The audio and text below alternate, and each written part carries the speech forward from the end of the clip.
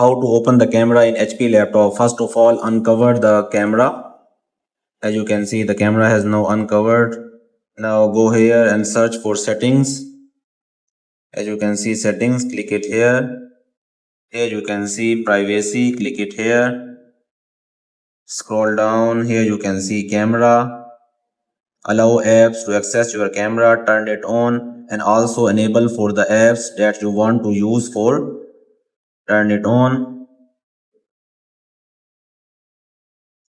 After that, close this. Here, search for camera. Click it here and open it. Different options. You can take a photo by clicking it here. You can record a video from here.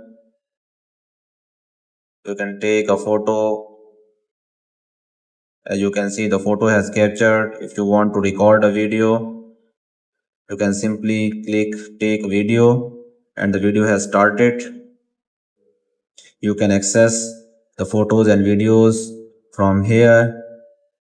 If you want to see the location, click on open folder. Here you can access all the photos and the videos. So this is it for this video. If you found this video helpful, hit the like button. If you have any questions, you can ask me in the comment section below.